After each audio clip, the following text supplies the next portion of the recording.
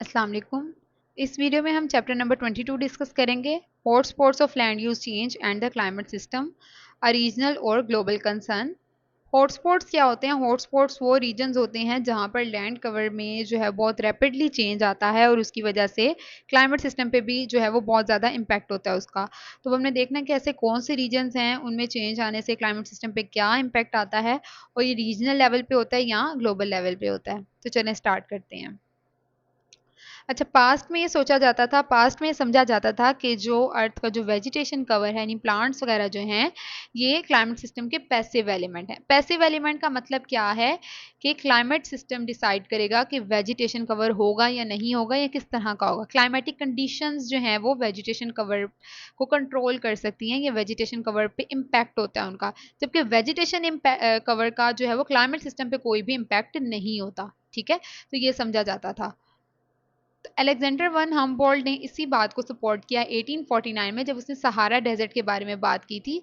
Sahara desert क्या है? Sahara desert जो है वो नॉर्थ अफ्रीका में एक डेजर्ट है जो कि पास्ट में ग्रीन हुआ करता था, यानी वहाँ पर ग्रीनरी थी, और वो ग्रीनरी से डेजर्ट में किस तरह से कन्वर्ट हुआ उसके बारे में अलेक्जेंडर वन हम्बोल्ट ने कहा था कि क्या था कि स्टॉर्म आया, एक बहुत ज़्यादा तूफान आया, पानी आया और आकर सारे जो प्लांट्स और फर्टाइल सोइल है उसको अपने साथ बहा के ले गया, जिसकी वजह से वो जगह जो है वो डेजर्ट में कन्वर्ट हो गई। ये अलेक्जेंडर वन हम्बोल्ट के मुताबिक था। ठीक है, तो इस बात ने भी इसी आइडिया को सपोर्ट किया कि वेजिटेशन एक पैसिव पार्ट है क्लाइमेट सिस्टम का, यानी कि क्लाइमेट सिस्टम ये डिसाइड कर सकता है कि वेजिटेशन किस तरह की होगी या नहीं होगी। ठीक है, तो ये जो टॉपिक है कि किस तरह से सहारा डेजर्ट ग्रीन हुआ था या किस तरह से वो डेजर्ट में कन्वर्ट हो गया और दोबारा वो ग्रीन हो सकता है या नहीं हो सकता है, ये सारा जो है आगे आपका चैप्टर नंबर 23 है उसके बारे में मैंने वीडियो अपलोड कर दी हुई है, वहां से इसको जो है वो समझ सकते हैं।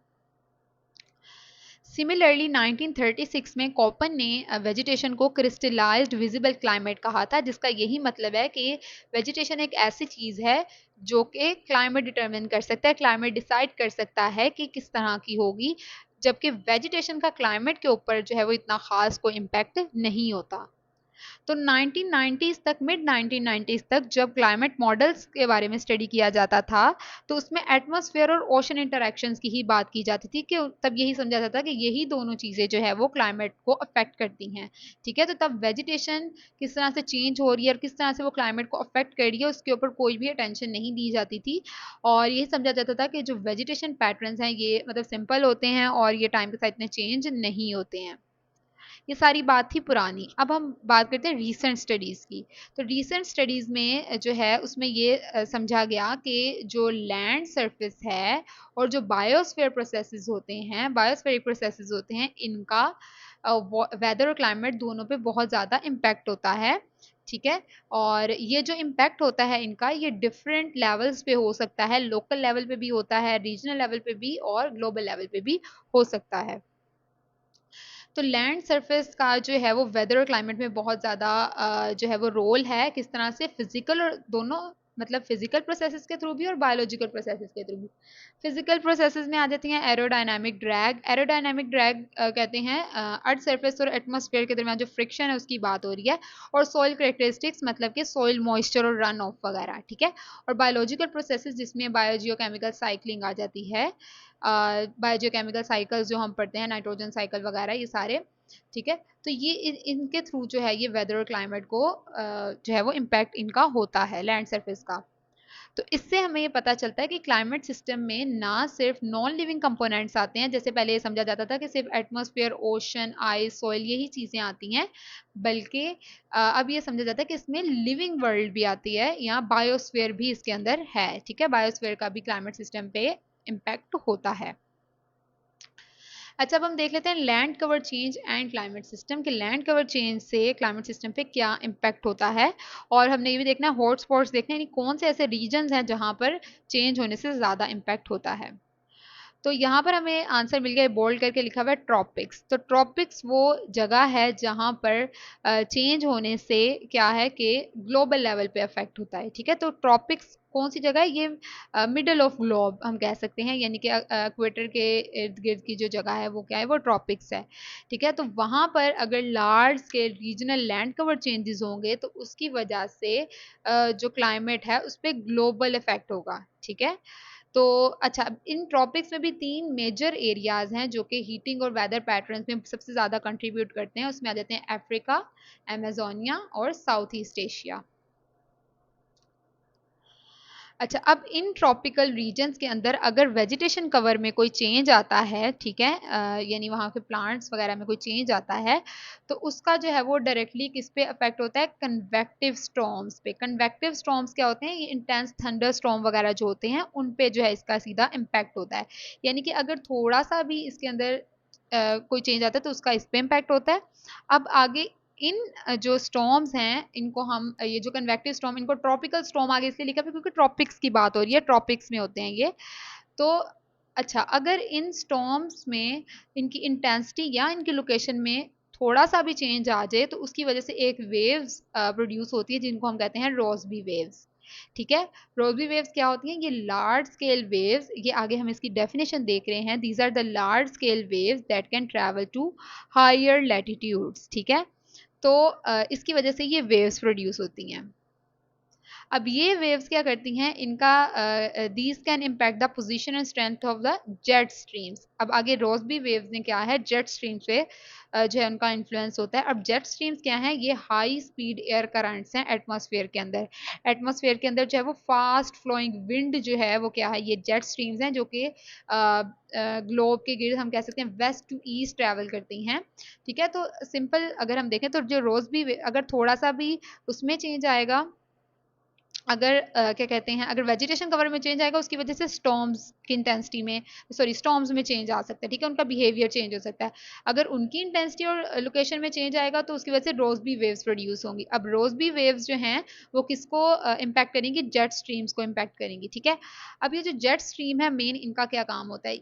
ये जेट स्ट्रीम जो है वेदर सिस्टम को हम कह सकते हैं कि गाइड करती हैं, कंट्रोल करती हैं ग्लोब में।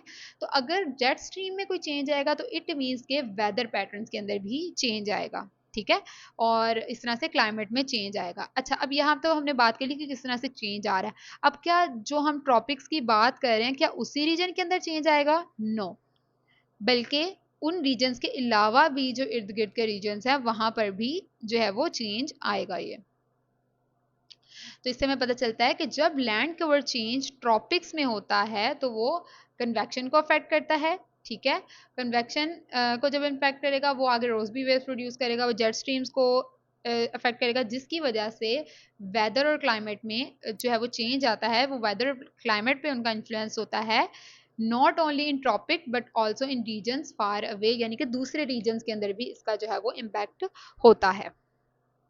अच्छा, उसके अलावा जो ट्रॉपिकल और मिड लैटिट्यूड एरियाज हैं वहाँ पर भी अगर वेजिटेशन कवर में जो है वो अल्ट्रेशंस होती हैं, चेंजेस होती हैं, तो वो एसेंशियल होती हैं ग्लोबल सर्कुलेशन पैटर्न्स के लिए, जैसे कि मूनसून्स हो गए। अच्छा, अब ये ग्लोबल सर्कुलेशन पैटर्न्स के बारे में हम थोड़ा सा देख लेते हैं क्या होते हैं। तो हम कह सकते हैं कि एयर और वाटर की ग्लोब के गिर्द जो है वो लार्ज स्केल मूवमेंट को हम कहते हैं ग्लोबल सर्कुलेशन पैटर्न्स। और ये होते किस तरह से हैं? टेम्परेचर डिफरेंसेस, टेम्परेचर और प्रेशर डिफरेंसेस जो होते हैं ना डिफरेंट रीजन्स में, उसकी वजह से जो है ये होते हैं। ठीक है, वो ड्राइव करते हैं इसे। तो अगर हम कह सकते हैं अगर ट्रॉपिकल और मिड लैटिट्यूड एरियाज या उधर के जो फॉरेस्ट हैं वो इसमें बहुत ज़्यादा उनका इनका जो है वो रोल होता है, तो अगर उसके अंदर ज़रा सा भी कोई जो है वो मतलब उसके अंदर जो अल्टरेशंस होती हैं उसकी वजह से भी जो वेदर और क्लाइमेट है उस पर इम्पैक्ट हो सकता है। ठीक है, उस एरिया के अलावा इर्द गिर्द के एरियाज में भी। अच्छा, अब हमें इस सारी जो हमने पढ़ा, हमने ये टॉपिक पढ़ा, इससे हमें कंक्लूजन क्या मिलती है? इससे हमें समझ क्या आती है कि पता हमें क्या चलता है कि जो रीजनल लैंड यूज चेंजेस हैं उनके ग्लोबल इम्प्लीकेशंस होते हैं, खास तौर पे कहाँ पे? अगर ट्रॉपिक्स में होंगे। ठीक है, तो उनके ग्लोबल इम्प्लीकेशंस होते हैं। जैसे कि deforestation affects the terrestrial carbon cycle and climate system. Deforestation किस तरह से क्लाइमेट सिस्टम पे अफेक्ट करता है? जैसे डिफोरेस्टेशन की वजह से क्या होगा, जब कटिंग डाउन ऑफ ट्रीज होगा तो ज़्यादा कार्बन डाइऑक्साइड प्रोड्यूस होगी, ठीक है, जिसकी वजह से हम देख रहे हैं कि कार्बन साइकिल हमारा डिस्टर्ब हो रहा है, और इस तरह से जो है वो क्लाइमेट सिस्टम में क्या चेंज आएगा, ग्लोबल वार्मिंग। ठीक हो गया? तो उम्मीद है इस एग्जाम्पल से सही से समझ आ जाएगा। और ग्लोबल वार्मिंग हम क्या देख रहे हैं, डिफोरेस्टेशन किसी एक जगह पे फॉर एग्जांपल हो रही है, उसकी वजह से ग्लोबल वार्मिंग हो रही है, ग्लोबल लेवल पे हम देख रहे हैं उसका असर हो रहा है। तो as globalisation increases the importance of regional to global land use change, climate feedback will grow. इसका क्या मतलब है कि जैसे जैसे वर्ल्ड जो है वो ज्यादा इंटरकनेक्टेड होती जाएगी, वैसे वैसे जो ये जो लैंड यूज चेंज है, इसका जो हम कह सकते हैं इसका जो इफेक्ट है, इसके जो इफेक्ट्स हैं वो मोर ग्लोबल होते जाएंगे, ज्यादा ग्लोबल होते जाएंगे। तो इट मीन्स के जब भी हम बात करें, it is important to consider the global impacts of land use change while making decisions about how to use land. तो जब लैंड यूज चेंजेस हम कर रहे होते हैं, जब लैंड को हम यूज कर रहे होते हैं, तो हमें पहले देखना है कि उसका सिर्फ उस रीजन पे ही इफेक्ट नहीं होगा, उसका जो है वो ग्लोबल लेवल पे इम्पैक्ट होगा। तो उस चीज को माइंड में रखते हुए जो है हमने जो लैंड है उसको यूज करना होता है। ठीक है, तो उम्मीद है आपको इस टॉपिक की अच्छे से समझ आई होगी। अगर आपको इसमें किसी भी किस्म की कोई कंफ्यूजन है तो आप कमेंट सेक्शन में बता सकते हैं, और अगर आपको इसकी अच्छे से समझ आई है तो भी आप मुझे ज़रूर बताएं, और अपने जो क्लास फेलोज वगैरह होते हैं, जो जूनियर्स होते हैं, उनके साथ भी जो है वीडियो ज़रूर शेयर किया करें। और इसके अलावा इंस्टाग्राम का जो लिंक है वो मैं डिस्क्रिप्शन में दे दूँगी, वहाँ से आप इंस्टाग्राम पर भी फॉलो कर लें। Thank you.